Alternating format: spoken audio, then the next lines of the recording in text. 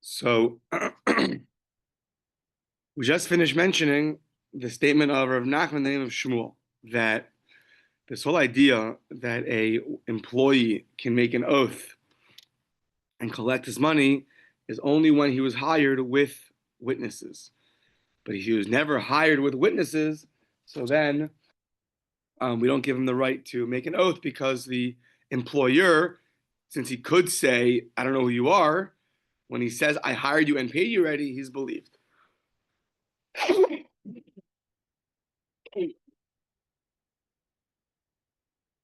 So on the second wide line, Rabbi Bar Chama says, Kama ma'alya hashmaita. How great was this teaching that you taught us? So Amr le Rava ma'im al yusa. What was so great about it? Imkain shua shomrim dechayev rachmana heikim mishkakas la. Every time you have an oath in the Torah regarding a watchman, so who's safeguarding your things for you, can't you always just say, can't the watchman always just say, I don't know who you are? Good morning, Jules. And therefore, when he says, I watched it and I never touched it, I never stole it, etc., he should be believed. So if you really think that every time a watchman, every time a worker is hired without witnesses, you're always going to believe the employer, so then every time you give your object to a watchman, so then without any witnesses, so then you should always just believe him. He could have said, I don't know who you are. I never watched your object for you. I never met you before. And instead he says, I did meet you, but something happened to it. Unavoidable accident happened to it, or a natural death if you're a paid watchman, etc. And therefore, when would we ever say that you're obligated to make an oath biblically, what we call the Shavuos HaShomrim? So on that, says the Gemara, basically says, you're right. I never met you before. I don't know who you are. I can always say an unavoidable accident happened to it. So basically, Gemara says, you're right. If you deposited your object by somebody without witnesses, and now you come and you want it back, and the guy says, I'm sorry, it got unavoidably, something happened, there's a leak in the house and it got ruined, which would make you exempt, you are believed, because you could have said, I have no idea who you are. The fact that you said this shows that you're telling the truth. The Gemara says, you're right, that would be believed. It must be all the cases of of making an oath when you're watching in the Torah, is only when the afkid le be'edim, is only when the initial deposit was done with witnesses, that witnesses were there and you deposited your object in front of witnesses. Then he is he'll have to make an oath that nothing happened to it. Says the Gemara, why? Just because initially it was deposited with witnesses, but he could have always just claimed, now I gave you back the object, and he would be believed, because there's no witnesses there that are testifying that he gave back the object, just that he originally received the object. So since he could have said, I gave it back to you, he could also say something unavoidable happened to it, and therefore he should be believed. So either way, the case in the Torah of when you're making an oath for being a watchman, what's the case?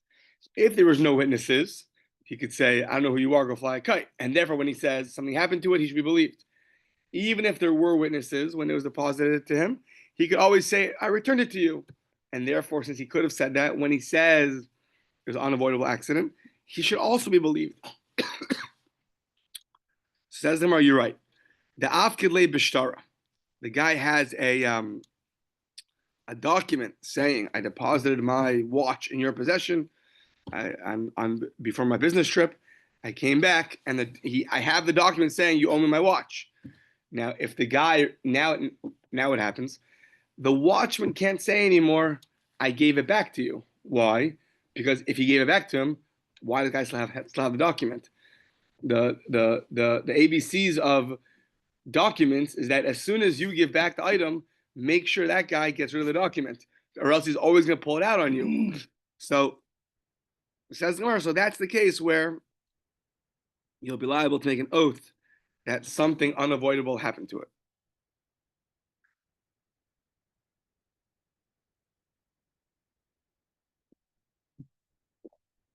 Okay, but what do you see from here? Mechlal, that both Rav and Shmuel hold the Travayu sphere lahu demavked etzel chaver be'edim, ein tzarich lahagzelo be'edim. You see from here that when you deposit an object to your friend to watch with witnesses, you do not have to give it back with witnesses. We just saw if you would have told the guy an unavoidable accident happened to him, you'd be believed because you could have said, "I gave it back to you." Now, that claim if I gave it back to you would be a good claim. So you don't have to return the item that you're watching with witnesses.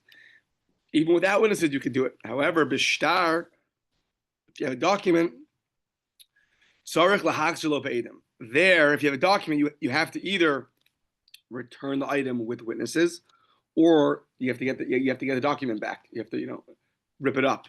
But in that case, where you have a document against you, so then until you get rid of that document or you provide witnesses that you gave it back, therefore you are not going to be believed, and therefore you make an oath. Okay, now Kari Rani Bar Chama Aleha de Rav Sheshes. Rani Bar Chama said the following verse about Rav Sheshes. But Yasim David said Dvarim Ha'ela Belibo. A verse regarding David put the matters onto his heart. Meaning, Rav Sheshes wanted to put the matters of Rav and Shmuel that said that it's only when you have that says that an employee only makes an oath if he was hired with witnesses. But if he was hired without witnesses, then there's no oath because the employer could just say, "I never met you." So the fact that he says, "I met you, I hired you, and I paid you," he's believed. That idea of Rav and Shmuel, Rav Sheshes was trying to find, is there any Tanaic source for that? So therefore, Rami Bar Chama said about Rav Sheshes, the verse that refers to King David HaMelech, that he put the matters to his heart. Rav Sheshes took the matters to heart and tried to work on it and tried to find out, maybe we can find a support for this in the Tanaim. So, the Ashkechei Rav Sheshes, he went and he searched and he found. L'Rabbi Bar Shmuel, Amar Le, Tani Mar Midi Besachir. So he asked him, did you teach anything about a worker, an employee making an oath? Amar Le, yeah. He said, Tanina. We have a Tanaic statement about a worker. Let's see what it says. Sachir Bismano. So a employee, Bismano, as long as it's before his payday, within the time that he should get paid, and he hasn't got paid yet, Nishba v'notel. He goes and makes an oath and receives his payment. Ketzad, what's the case? Bisman sha'amar lo sachartani v'lo nasati li schari. You hired me and you never paid me. V'halo omer, and the employer says, sachartich v'nasati li scharecha. I hired you and I paid you. So that's the case where the worker can go and make an oath and collect his payment, as we saw in the Mishnah. Aval, this case, Amar lo shtaim katzasti li v'halo amar lo katzasti lech elo achas. You promised me two, and you only get. And he says, no, I only promised you one. You promised me $100,000 or $200,000. I said, no, it was $100,000. In that case, if you want to extract more money from your boss, then you got to bring a proof and pray that you keep your job. No, so hamotzi b'charel avaraya. So you have to bring a proof that you want to extract more money from him. So now, those are the two cases in the Brisa. So, two cases. The first case, you make an oath. The second case, you have to bring a proof. Now, says the Gemara, Hamad Seifa Beraya, the second case that you have to bring a proof to extract money, it sounds like Have Reisha below Raya. Now, the Gemara makes an assumption over here that just like the last case is a case where you need a proof, because without a proof you cannot collect from your employer, that means that the first case is not talking about a proof at all. That's the assumption. Meaning there's no proof at all, meaning there's not even witnesses that you were ever hired. There's no proofs either way. And yet there's no proofs either way, and yet we let the worker make an oath. which seems to be against Rav and Shmuel. Rav and Shmuel said if there was no witnesses at all, that the worker was hired, there's no oath because the employers always believed. Yet the assumption here is that since the second case in the Brisa, there is some kind of proof going on. The first is that there's no proof going on. If that's true, so Hamid the Sefer Baraya have a ratio below Raya. If that's true, then that's going to fly in the face of Rav and Shmuel. Amar Nachum Bar Yitzchak on the next page, Reisha v'Sefer Baraya. They're both talking about that you need some proof. The question is what the proof is for. So Raya Dilashalim. So the second case tells you that you need a proof in order to get paid. In order to get paid, you have to bring proof that you are owed not $100,000, but $200,000. It's a proof to get paid. Of course, the first case is talking about where there's some proof. There's proof that you were hired. That we're for sure talking about. If there's no proof you're hired, nothing doing. It's just that you don't need a proof to make an oath. That's all it's saying. The second case, you need a proof to extract money. The first case, you don't need a proof to make an oath. But of course, there are witnesses there that were there and are claimed that you were hired by the guy. That's for sure true. Just now that we have testimony that you were actually hired, and you say you're owed money, and the employer says, I already paid you, so then we allow you, even without any witnesses, to make an oath and collect your wages. That's all it's saying.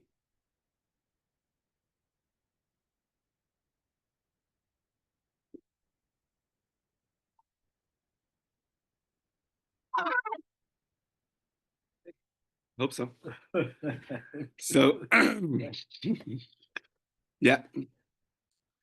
Amar of Yomei bar Abba shalchu le'mi bei Rav l'Shmuel. So they sent from the academy of Rav to Shmuel. They're both the Rosh Yeshivas in Bavel. So from one academy they sent it to the other academy. They sent to Shmuel. Yilamdeinu Rabbeinu, Rebbe, please teach us. Uman Omer Shtayim Katzatzti Liva Lo Omer Lo Katzatzti La'achas. The worker says, you owe me $200,000. He said, no, only $100,000. Elachas, mi nishba, who should make the oath? So Amr Lahen, Shmuel told them, Bazu, in this case, Yishava Balabayas, the Yafsid Uman, let the employer make the oath that he only owed him $100,000, one dinner, one mana, and then the worker will lose out. V'yafsid uman, and the worker will lose out. Okay, so now says the Gemara, why over here do we let the employer make an oath? Because we said kitzitza vada mitkar dekiri inchi. When it comes to the fixed amount, we said earlier, an employer, no matter how busy he is, he doesn't forget how much he owes his workers. He doesn't make a mistake like that. Oh no, it's $100,000. No, $200,000. 200 no 100. He doesn't do that. Therefore, he remembers. So let him make an oath and exempt himself. Okay. So, the Hatani Rabbi Bar Shmuel, we learned 2 seconds ago on the second to last line of the previous Amud. It said in a case of a set amount, where they're arguing not if I got paid or I didn't get paid, it's how much you got paid. 2 or 1, there the rule was, katzatz amotzi mechaver olavaraya.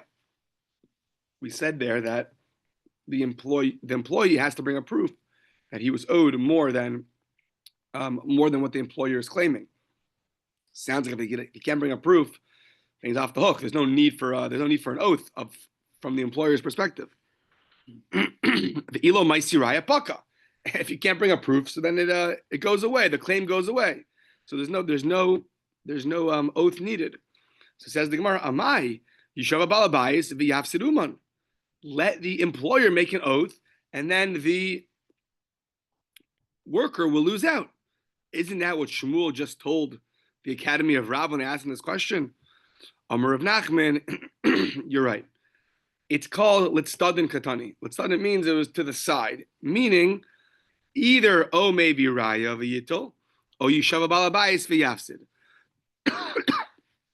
You can do either one. Either you can bring a proof that you're actually owed $200,000, and if you bring a proof, then that's it, you win. Or the owner, who's so confident that he for sure didn't mess this one up and he for sure only owes you $100,000 and there's no way he owes you $200,000, or he can make an oath and therefore the worker will lose out.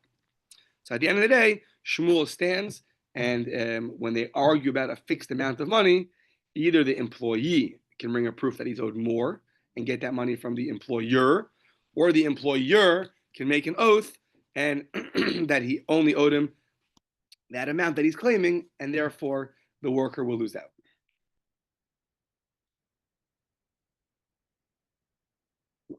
Okay. Mesa, Hanosin Talisa Leuman. You give your shirt to the dry cleaner. Yeah, for Shabbos, and you go pick it up at Shabbos. And Uman Omer, so the dry cleaner tells you, the worker tells you, Katzatzi Lishtayim. So the shirt costs $20, $2, whatever. So he says, $20. Valo Omer, Lo Katzatzi Lach Alachas. He says, well, I thought we agreed about $1 or whatever, $10, not $20. It's only one shirt. No. So now says the Gemara, says this Bryce. So Kol's man shetalis biyad uman, as long as the dry cleaner is holding the shirt. Alabalabayis lahabi raya. The owner of the shirt has to bring a proof. However, nasatalo bismano, if he said come Erev Shabbos and pick it up, and the time came and he gave it to him. So now they argue about the price. So nishba v'notel, he could make an oath and he could exempt himself. Over zmano, if the time passed already and it's already a week past or whatever it is, a day past the day that you're supposed to come and pick it up and pay. So then hamoti mechaver of olavaraya. Then it's already on the owner of the shirt to bring a proof that that if he wants. It's on the guy that wants the money is the dry cleaner. It's on the owner, it's on the worker, it's on the dry cleaner to make an oath to extract more money from the owner of the shirt. I think that was correct. Yeah, it was correct. Okay, good. So, but he thinks so too. Okay, good. So either way, what we saw here, bismano, at the right time, Friday was pickup day. What happens? And then we say, miha, nishba, venotel. So it sounds like the worker can make an oath. sounds like the dry cleaner can make an oath, and he's off the hook. So says the Gemara, why? Do like Shmuel said, Amai, Yishava Balabayis v'yafsiduman. Let the owner of the shirt make an oath that it was $2, and then the worker that it was $1, sorry, and then the worker will lose out. Why do we say that we let the worker make an oath, and he's off the and then he collects the money from the owner of the shirt? Say like Shmuel says, let the owner of the shirt make an oath, and then the worker will lose out. Says the Gemara, really Shmuel would say that. You're right. Just this brisa, which you're bringing as an attack on Shmuel, goes according to Rabbi Yehuda. Amar Rav Nachman writes like Hamani, Rabbi Yehuda he. What does Rabbi Yehuda say? The Amar Kol Zman Sheshvua Nota Eitzel Balabais. Whenever a Shvua is leaning towards the owner, so what happens? Sachir Nishma Venotel. Whenever it's leaning towards the owner, the worker makes an oath and collects. So in this case, why is it leaning towards the owner? We're talking about a new case here, but we're still continuing with the code and the household. Okay. The dry cleaner, yeah. Yeah. Okay. So why is the oath leaning towards the owner? Because presumably it's a case of modu b'miktas. It's a partial admission oath, I'm assuming. So if a guy claims Yomi 2, he said, no, I only owe you 1. So that's more leaning towards that the owner of the shirt has to make an oath. In that case, Rabbi Yehuda says, we flipped it onto the employee and he can go make an oath. We'll see why in, I don't know, about 15 lines. But so before we figure out why he says that, we first have to figure out which Rabbi Yehuda is this. Where do we find a statement of his like this? So, hey, Rabbi Yehuda. So, Elam Rabbi Yehuda Demas Nisan, if you'll tell me it's Rabbi Yehuda of our Mishnah, who consistently kept saying that when you're making all these oaths in our Mishnah at the very beginning, Rabbi Yehuda kept saying, nope, nothing doing, only when there's a partial admission by the worker, by the one that it was stolen from, by the guy that was injured. every time we imposed an oath on those people, we allowed them to make an oath and collect their money. Rabbi Yehuda kept popping up and saying, no, only if there's a partial admission. So, meaning in that case, we were lenient and Rabbi Yehuda was strict. In this case, it sounds like he allows, he is lenient here and we are strict. So on that, the Gemara is going to pick up on. It says, Rabbi Yehuda of our Mishnah, so Ilam Rabbi Yehuda Masisin, it sounds funny. Achmir kamachmir, achmir kamachmir. Our Mishnah, Rabbi Yehuda, is the strict one. We allow an employee to make a shvuah and collect. The guy that got stolen from, make an oath and collect. The guy that got injured, make an oath and collect. And every time Rabbi Yehuda says, no, you don't make an oath and collect unless it's a case of partial admission. Dittinan Rabbi Yehuda Omer Ad Shtei Sham Miktas Hoda. So here Rabbi Yehuda is lenient by the case of the dry cleaning case over here, because he allows the worker to go make an oath and collect. But Rabbi Yehuda in our Mishnah is very strict, is very stringent. So it sounds funny that he would be. It seems like a contradiction. Either you should be towards the employee and you should be lenient, or you should go towards the owner and be strict. But in one case to be strict and in one case to be lenient, that sounds very funny. So at first the Gemara says, okay, you're right. I accept that rebuttal. So it must be El Rabbi Yehuda de Brisa. It must be Rabbi Yehuda of the Brisa. What's Rabbi Yehuda of the Brisa? The Tanya says Rabbi Yehuda Sacher calls man shlo over alav zmano harezed nishva v'notel. A employee. So as long as the payday hasn't passed yet, so he can always make a shvuah and collect his money. V'im lav, but if it already passed, eino nishva v'notel. He cannot make an oath anymore and collect. V'am Rabbi Yehuda ein masai bezman she'amar lo tein li schari chamishim dinar. You only make an oath in the following case, where the employee says, "Give me 50 dinar." Sheyesh b'yadcha, you owe me 50 dinar, and the employer says, "V'hu amar hiskabalta man dinar zahav." I already gave you a silver dinar, which is half of what you're saying. A gold dinar, which is going to be 25 silver dinarim, and therefore, only in that case, Osh Amarlo Shtayim, you owed me 2. Katatzta, you promised me 2. The Halo Omer Lo Katatzi Lach Ela Achas, no, only 1. And all these partial admission cases, that's Rabbi Yehuda says you make an oath. Aval Omer Lo Lo Secharticha Meolam, I never hired you in the first place. Or Shomer Lo Secharticha Menatati Lach Scharecha, I hired you and I paid you back. So then we say Hamotzi Mechaveru Olav Araya. So then we say that you have to bring a proof. So according to this brisa,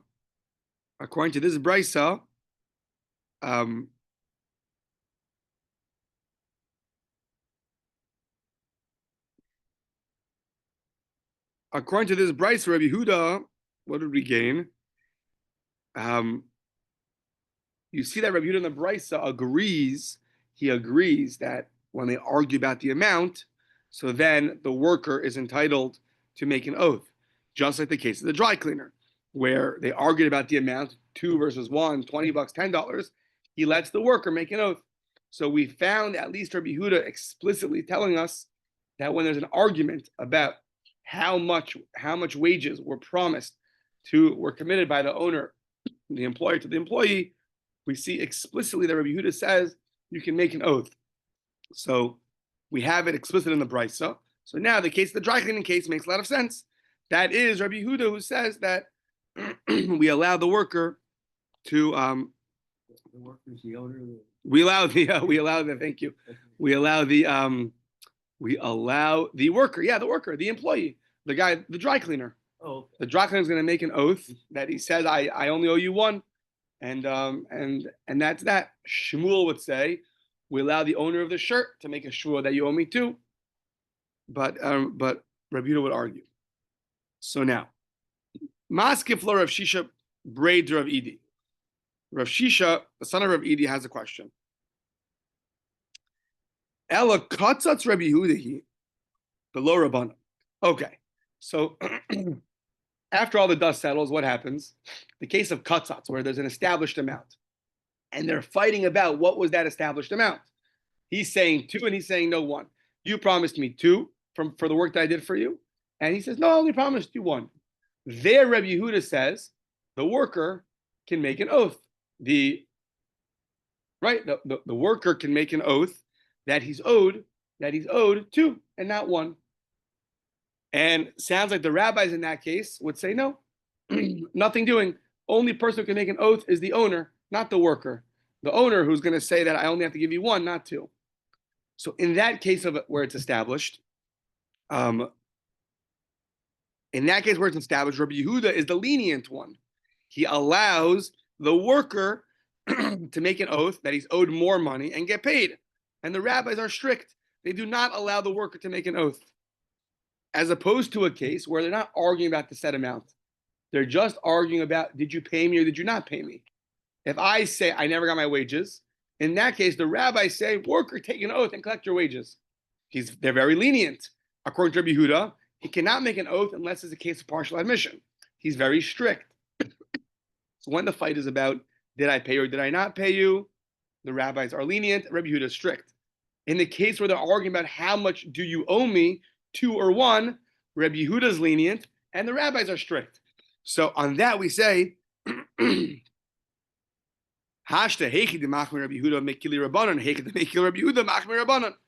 each one it flips. Here, there, he's lenient and he's strict. Here, he's lenient and he's strict. So says the Gemara, there's a rationale to this. The Elamai Rabbanon. What do you want to say? That where there's an established amount, 2 versus 1, and the worker makes an oath that you owe me more, that's the opinion of the rabbis and not Rabbi Yehuda. But we just said on the second to last line of the previous Amud, in a case of an established amount, the only way the worker can get more money out of the owner is if he brings a proof. An oath is not going to help him. So according to that opinion, who does that go like? Lo Rabbi Yehuda, v'lo Rabbanan. According to Rabbi Yehuda, in that case, the worker makes an oath. According to the Rabbanan, the owner makes an oath. And according to the statement, it says that nobody makes an oath. So who's that going like? Ela Amarava, like this. This is what they argue about. Really, whenever there's an established amount and the worker makes an oath, it's really going to be Rabbi Yehuda and not the Rabbanan. The Rabbanan, it's like this. Rabbi Yehuda savar b'deraisa avdu le'takanta l'sachir. In a case where it's really a biblical oath, where it's like a modu mixas case, there's partial admission. You promised 2, no, you promised 1. That's really already in a biblical category. And in there, the rabbis made an enactment that to help out the worker, and they let the worker make an oath. So in a case of 2 and 1, that's really under the biblical category, partial admission. There, the rabbis wanted to help out the worker, so but the Rabbanu habetakanta. So they made an oath on the worker. He can make an oath to collect his wages. However, our Mishnah that just said, when a guy claims he never got paid, and we allow him to make an oath, that's purely rabbinic. So now, litakanta lo avdinan, a enactment on an enactment that we never said. So Rabbi Yehuda never said it on a case where the whole idea of the oath was rabbinical. There, Rabbi Yehuda never said this idea that we allow the worker to make an oath. He only said his statement in regards to something which would have been under the biblical category. There, he says that the worker makes an oath. Yeah. Right, when there's no partial admission to anything, so then there's no biblical oath at all. Rather, in general, what would happen in a case where a guy says you owe me money, and another person says I don't owe you anything? So,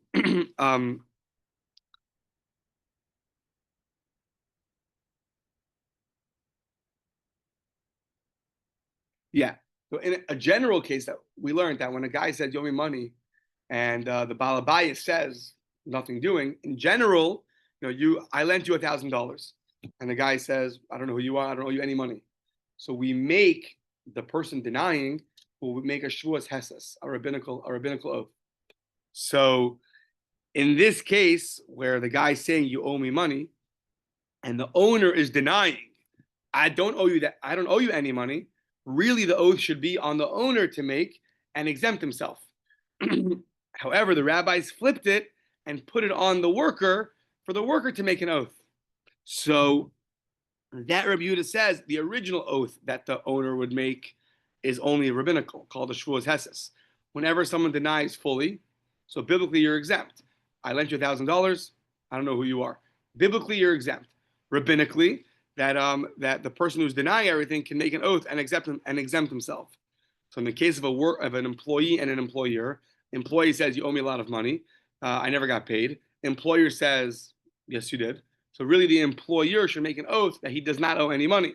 But instead the rabbis went and flipped it onto the worker to help him out.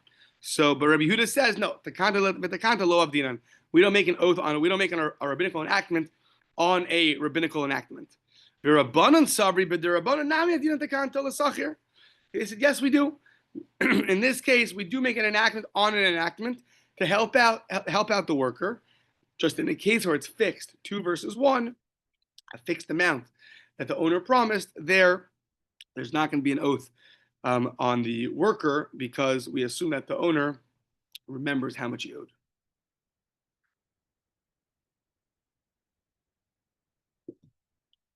Okay.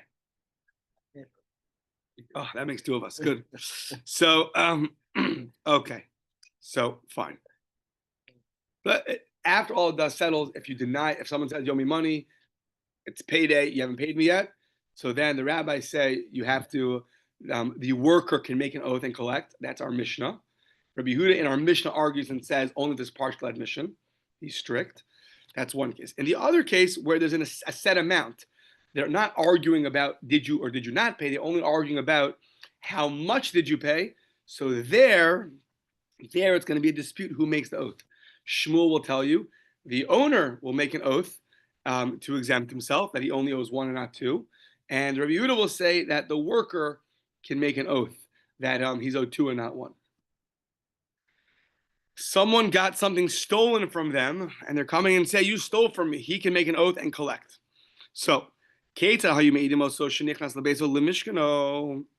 Mishnah sounds like witnesses are testifying that the guy is going to go into the house to take back his collateral. So the language of the Mishnah sounds like lemishkano. They're testifying that he will go and collect his collateral. So says the Gemara, maybe he never got the collateral. They're just testifying that he will go. I'm going to go collect my collateral. I'm going now. No one's going to stop me. Okay, but maybe he never actually went to collect it. So Milo Amar of Nachman, did Rav Nachman not teach us how Iman Denakan Narga Biyade, a guy holding an axe in his hands? Amar Ezel ve'ikle litkal deplanya. I will go and chop down the tree. That's all you have testimony about. That he yells, I'm going to go chop down that tree. Now, you find out later that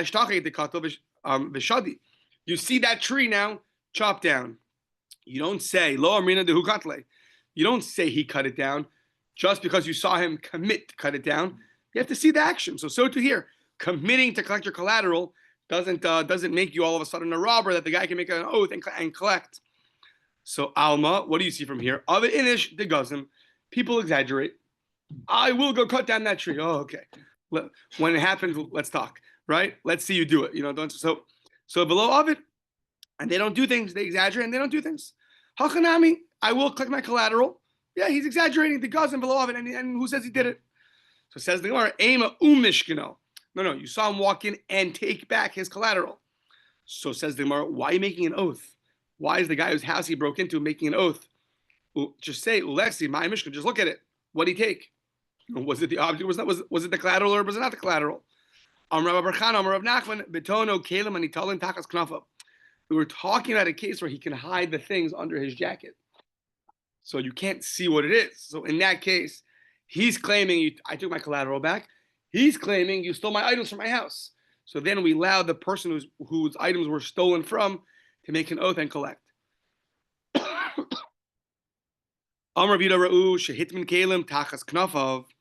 So we see the person hid things under his garment.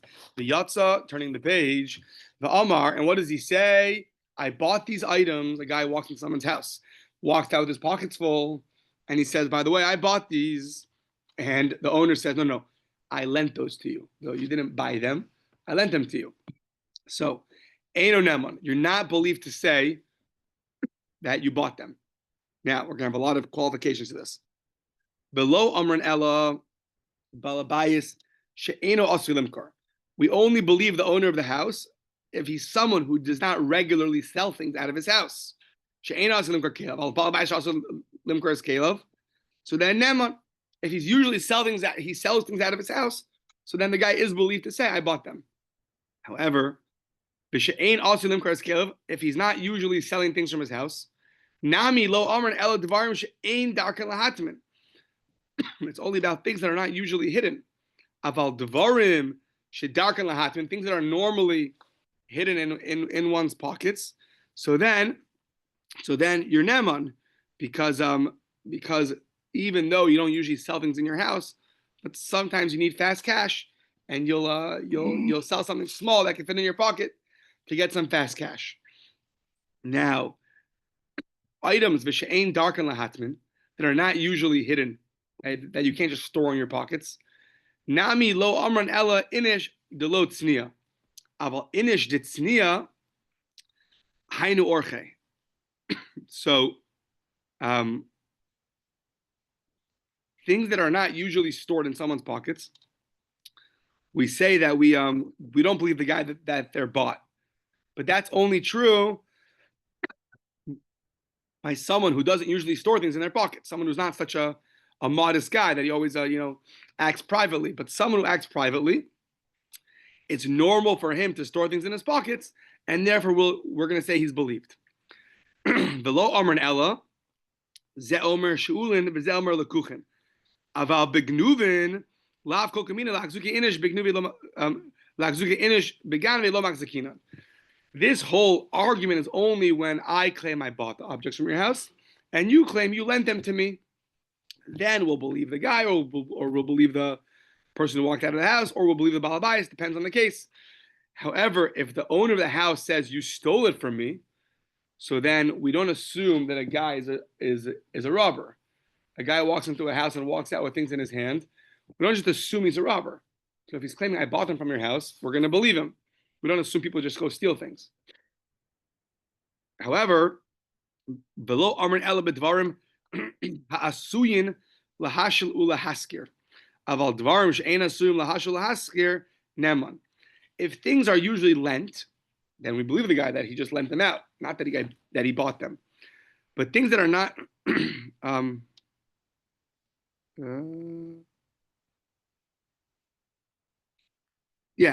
things that are usually lent out or rented out. So there, if the guy says, I bought them, we don't believe him, because these things are always lent out. You borrow a thing of salt or sugar from somebody. That's often lent out. So if a guy walks out saying, I bought them, we don't believe you. But if it's something which is not usually lent out, well, how'd you get into your pocket?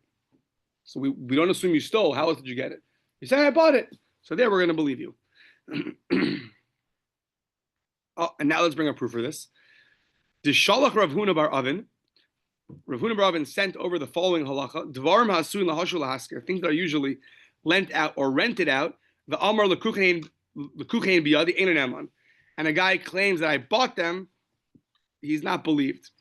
Ki had de Rava, like Rava, apik zuga de sarvela. He removed fabric scissors. I don't understand. Can you have fabric scissors? I guess so. I don't know. No? Yeah, they cut funny shape, like a hammer. Not that the scissors themselves are made out of fabric. Right. The scissors that cut fabric. Oh, okay, fine. Scissors that are used for cutting fabric. The Sifra de Agadata. Certain svarim, certain books of Agadata. So he removed them from the orphans, meaning that somebody came to the orphans and said that these items that I gave to your father, they're mine. And he said, I lent them out to your father. Now, Rava went and took them back from the orphans and gave back to the guy. Why? Because these things are usually lent out. So therefore, he removed them and he took them back. So these are things that are normally either borrowed or rented out. Therefore, a guy walks out at someone's house and says, I bought them, so that's not going to be liable. Meaning you're not going to be believed if there are things that are usually sold and usually rented out. Amar Rava, afilu shomer nishba, afilu ishto shel shomer nishbas. So even the watchman can make an oath. We're going back to our Mishnah that says that people saw you going to the house to take your collateral without permission. So we allow the person whose house it was stolen from to make an oath. Not only do we allow the owner of the house, but even if he has someone there, watching his house, watching his stuff, he can make an oath that the guy stole, or the guy's wife can make an oath that the guy stole. That's fine. Whoever's in the house can make an oath that this guy came and took things from the house, and then he has to bring it back. Bayra Papa Astra Papa Sechiro Vilikito Mai. What about your the worker of the house? So the guy that either what's Sechiro? He rents the house room?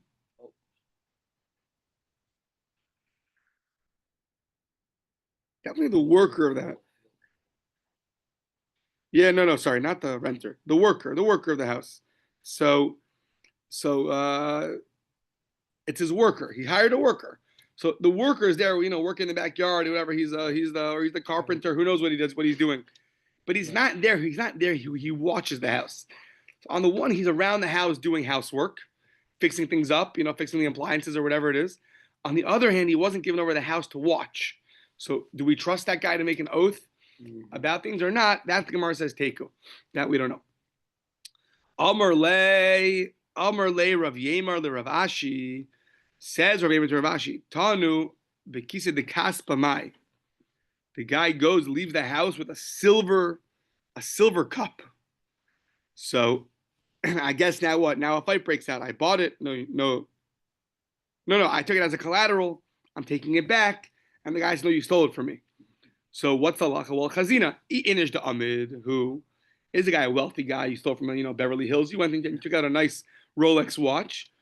Oh, Inish de Mehemen, who? Or is it a trustworthy guy who people often deposit things in his house? He's the guy that everyone deposits their objects by him. So then, Mishtaba v'shakil. The owner of the house can go and make a shavua that the silver, this nice expensive cup, belongs to him.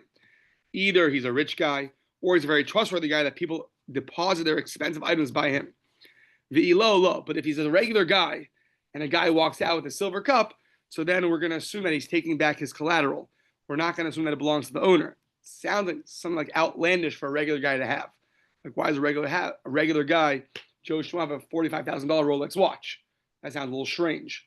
So therefore, if the guy goes in his house and takes it, so then he's believed this. Then we don't let him make an oath that he stole from him. Obviously, if he brings a proof that it's mine and it was in the family and my great grandmother's and whatever else, then that's different. But other than that, we don't just let him make an oath and take back his silver cup. 6:48. Oh, we have time. Today's Friday. Oh, fantastic. Hanukkah came early this year. Okay, so I thought we were going to finish in 2 minutes. Okay, so yeah.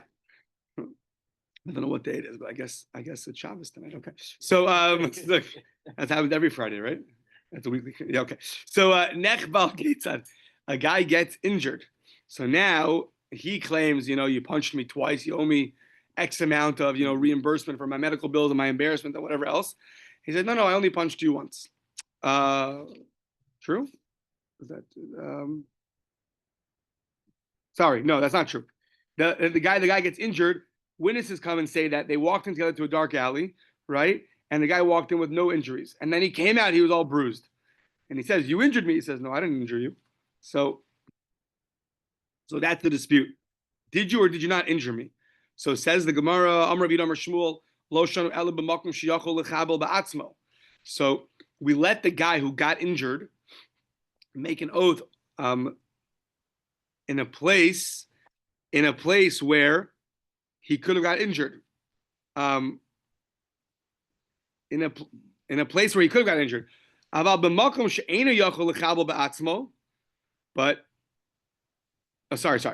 You only make him make an oath in a place where he could have even got injured himself. whatever, maybe it was slippery, maybe a little dangerous, maybe who knows what it was. There, if you want to get paid back for your injury, you have to make an oath because it's likely you fell by yourself. It was slippery, it was steep, whatever it was. However, a regular sidewalk or whatever, there's no rationale why in the world you got injured, then you could take the money even without an oath. Even without an oath. Says the Gemara, wow, that seems a little radical. What do you mean? I mean, there's walls. I mean, there's maybe you got scratched on your back through the wall. So you can't just make a blanket statement. Just, yeah, you always collect money. Maybe somehow the wall scratched you.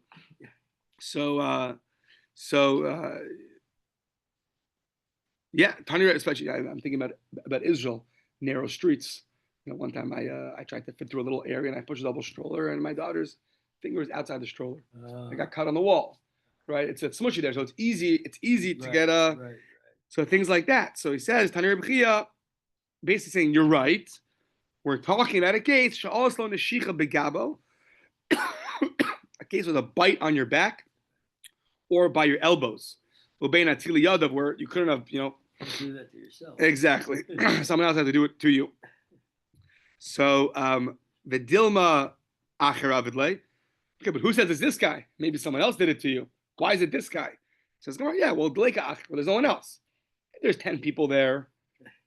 Even though you have a bite on your back and you're saying it was Joe who did it. Maybe it was not Joe, maybe it was John. How do you know who it was? When there's no one else there and it's something which you could not have done to yourself. So then you could, then that's where you can collect the money. Okay. Collect the money, make an oath. Collect the money or make an oath. So let's think. So in a place where you could have got injured on your own, then you have to make an oath. If you could have injured yourself there, it was a dangerous whatever area, then you make an oath. If it was an area where you could not have done it, so then you collect without an oath. And on that we asked, maybe you scratch yourself on the wall or whatever it is. We said, no, it was meaning it's a place where you were not able to get hurt by yourself and you have an injury that could not have been done to yourself. And there was no one else there. So a place where you could not have gotten hurt by yourself. It was an injury on your body that only someone else could do to you. And there was no one else there. Then we allow you to, and there are witnesses that saw you walking with somebody else, and you walked in wholesome, and you walked out injured. Then you can collect without an oath. And be careful who you have meetings with, yeah. So shekinegdo, the next case where you could make a rabbinical oath was shekinegdo shechashin, where the guy himself is suspicious guy. Why is it suspicious? Says the Mishnah, well, he made already an oath of deposit. Falsely. He made an oath of testimony falsely. He even made a shvuah shav, where he testified that the table's a chair, chair's a table. That guy's invalid to make an oath. So if you go to court with that guy, the oath is going to flip back on you because he can't make an oath. So it says, "My afilu." What's it mean? Even a shvuah shav. What do you mean? Even a shvuah shav. Even a testimony of an oath that's in vain. So the Gemara says, "No. What it means like this: Lo mi ba'i kamar." Lo mi ba'i. It was not necessary to teach hanach. These cases of an oath of testimony or oath of deposit where you swore falsely, it was about money. Where's my object? Oh, I don't know where it is. You found to be a liar. Those cases was about money. So you swore falsely about money. There, for sure, you're suspicious now. For sure, you can't make an oath anymore. Suspicious guy. But in a case, afilu hanami, a shvuah shav, you made an oath that the table's a chair, chair's a table. Nothing to do with money. So maybe just because you swore falsely about the chair being a table being a chair, does not indicate to us that when it comes to money, you're going to swear falsely also. It's only dvarim ba'almahu. We say, no, lo mehemen. You're not believed. At the end of the day, you swore falsely. You can't make an oath. Too bad. So therefore, the oath will go on the other guy. So as long as you're somebody who swears falsely, we do not let you make an oath. And therefore, we flip it back to the first guy. Now, we have other oaths that we learned so far. From the very beginning of the Masechta, we learned that v'lisni nami shuvos bitui, an oath of utterance. I will eat, I did eat, I won't eat, I ate already. Those oaths, why don't you teach that case also? If a guy swears falsely by making the oath of utterance, he cannot swear anymore. So says the Gemara, Kikatani Shvuah, the Hika Mishtaba b'Shikr Kamistaba. Aval Shvuah's bitu the Ikala Meimar the Bekushta Kamistaba Lokatani. Says the Gemara, an oath of utterance. Right now we're assuming it's talking about a future oath of utterance. I will eat or I won't eat. The other oaths, he definitely was lying.